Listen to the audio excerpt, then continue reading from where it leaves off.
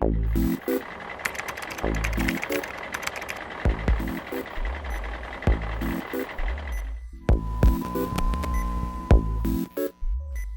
thanks for coming back to the channel, and welcome to the first episode in a short series I'm really excited to share with you.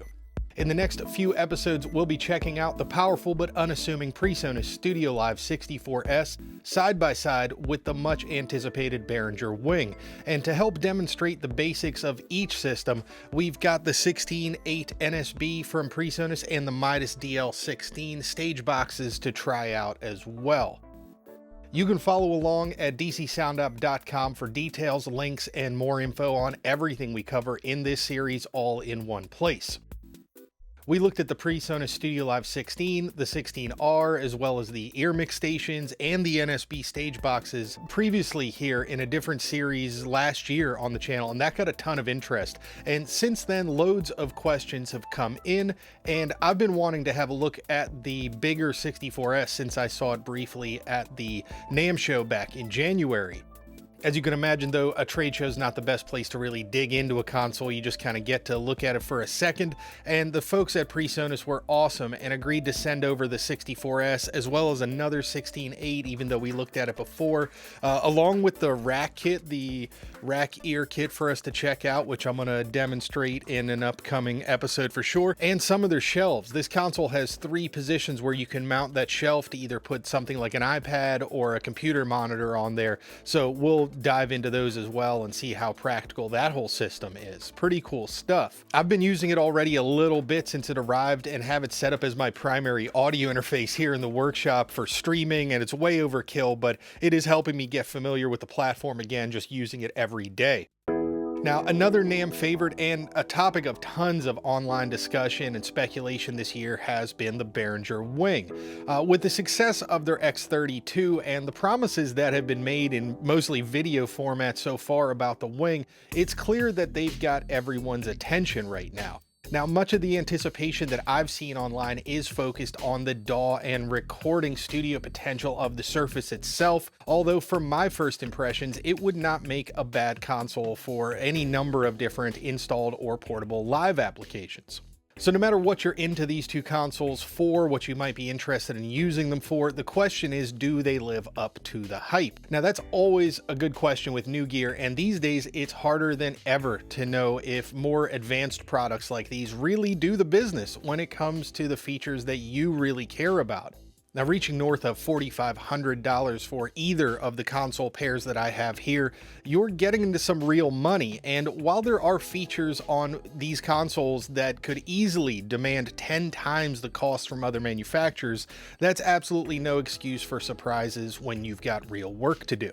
So in an attempt to cover these consoles in the best possible way, I've been digging through questions and comments from my previous videos about the PreSonus stuff, as well as in forums, questions, sections on retailers' websites, and I've been asking on my social media for anybody who is interested to join the DcSoundOp Discord server that I set up, and that's linked on the homepage at DcSoundOp.com, and leave a question or a suggestion or something you'd like to see covered in this series. I'm going to round up all of those questions that come in, focusing first on the ones that involve comparisons between the two consoles while we have them here side by side. It's a really rare opportunity to have all of this gear here together, and it's a real challenge to set it up logistically. So that's what I'm going to focus on in the next episode in this series.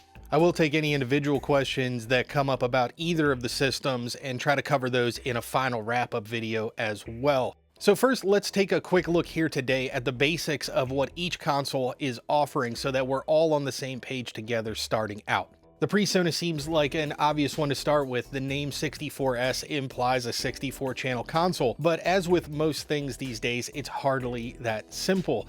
Specs on both of these systems have the potential to start getting a bit confusing pretty quickly, but stick with me here and we'll try to cover the bigger points without getting too far off track. So I got some notes here to make sure that I keep all of this straight. So looking at the consoles just on the surface, the PreSonus has 33 faders in 2 different clusters, where the Behringer Wing has a total of only 24 faders, but that's broken up into 3 different groups or clusters. Mixed channels total on the PreSonus is 76 mixed channels, where the wing is 48, but those 48 are mono or stereo, giving you a real total of 96 possible channels of audio to be processed. On the PreSonus, you've got 32 flex mixes, which can be aux sends, subgroups, or numbers 17 through 32 can be set up to act as a matrix.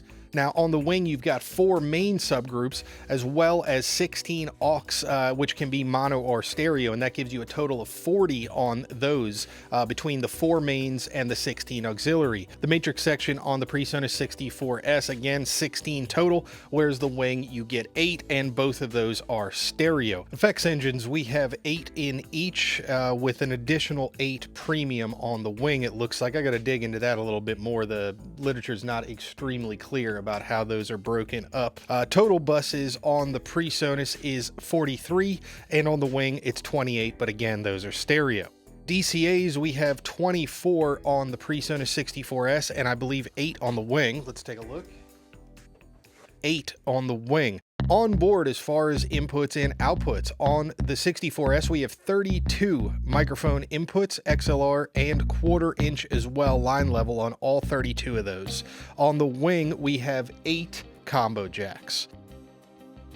The PreSonus also features a stereo in and out on RCA for tape recording and playback, so that's a nice handy feature. The wing does not have anything like that. Auxiliary input on the PreSonus is 2 stereo pairs on 1/4 inch, and on the wing you have 8 of those, so you've got 8 1/4 inch auxiliary inputs. Auxiliary outputs on the 64s are 16 mix outputs, plus left, right, and center or mono, assignable output there.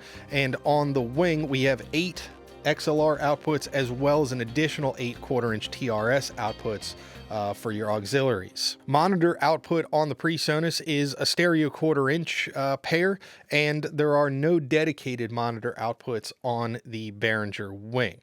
USB 2.0 interface on both. The PreSonus will do 64 by 64 channels of recording, while the Behringer does 48 by 48. SD card recorder, a feature that's become really popular in almost every type of mixing board out there now. The PreSonus has it built in and will do 34 tracks total to that built-in single card, whereas the wing offers that on an expansion card slot, and you can use 2 SD cards at the same time in that option slot, and that'll give you 64 tracks. That's pretty good, but that is at the option of using that expansion for something else or having the SD. So something to remember there if that's a really important feature to you.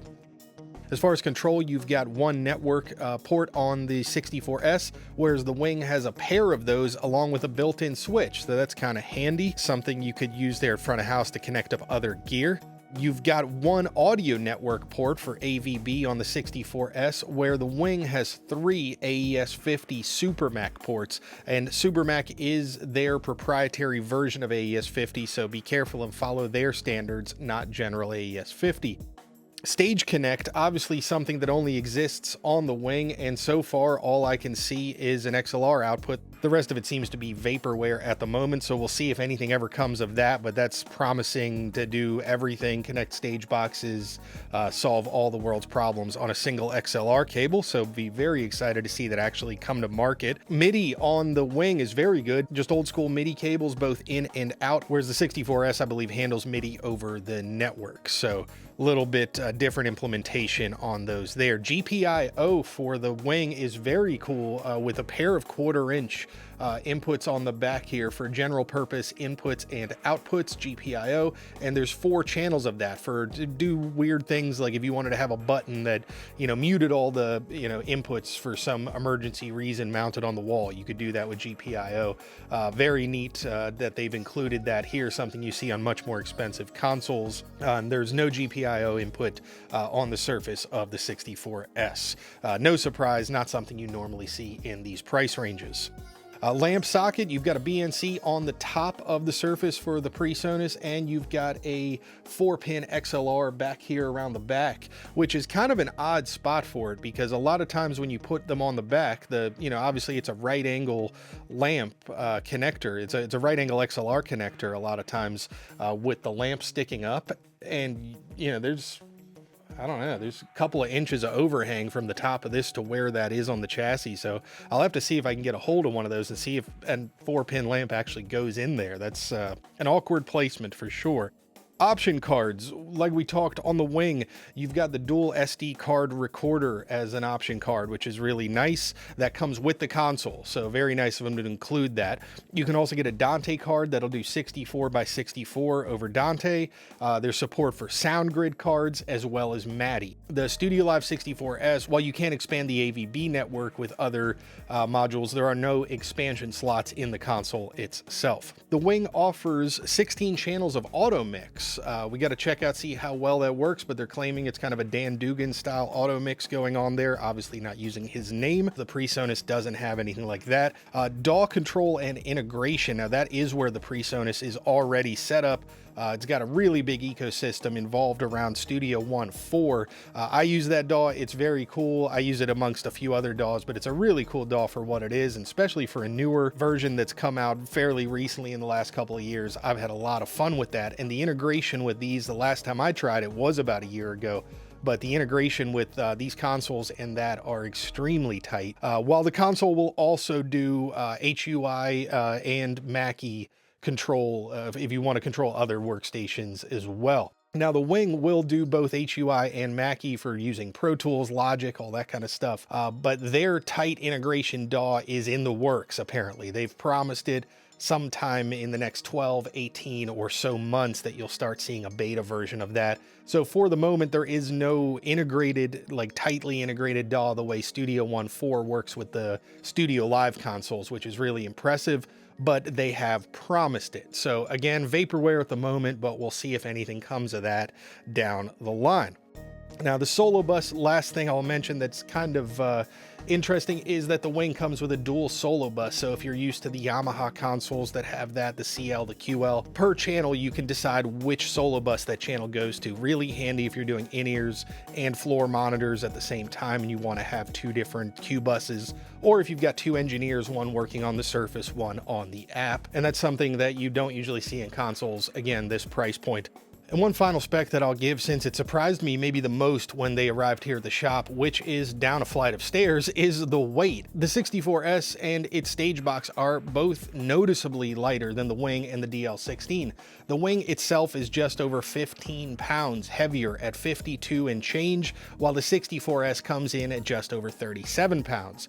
It is the same story with DL16 compared to the NSB 16, and it's nearly double the weight. The NSB is about 6 pounds and the DL16 is about 11. If you add the rack kit to the NSB 16.8, it does add a couple of pounds to that, but it still is considerably lighter, although it ends up being a good bit taller. So that rack kit turns it into a 4U rack mount unit, whereas the DL16 is 2U. So depending on how you're going to use them, whether you're going to put them around the stage, carry them loose, or rack them up, those size differences and weight differences could be a consideration. But just moving them around the shop here, the PreSonus feels very easy to move. You just pick it up. It's got some nice kind of cutouts. The wing is fairly easy to handle, actually, considering its odd looking shape, but that weight is definitely noticeable. 52 pounds without a case, just the raw console, is kind of hefty, and I wouldn't necessarily want to move that around by myself if it was in a road case. That would be a pretty hefty package, I would think. So now we all know the details and the basics of what the consoles are offering. Each of these has an incredibly deep list of features that will be impossible to cover in this series. So I'd encourage anyone interested in either of them to let me know what you want to see covered. What features are important to you? What do you want to know more about? And especially, what do you want compared in the heads-up comparison between the two? I'll link the Discord down below, but you can leave comments here too. I'll be checking it regularly as I go. You can leave questions, suggestions. Please leave them as soon as possible so I can try to include them. And follow along on social media anywhere at DcSoundOp. I'm doing little quick tests every night or two, like this one where I yanked out the plug on the wing to see how it recovers, and those have been a lot of fun. That's all for now.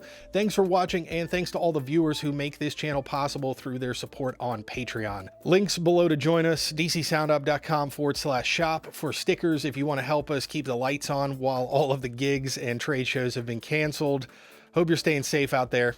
I'll see you next time.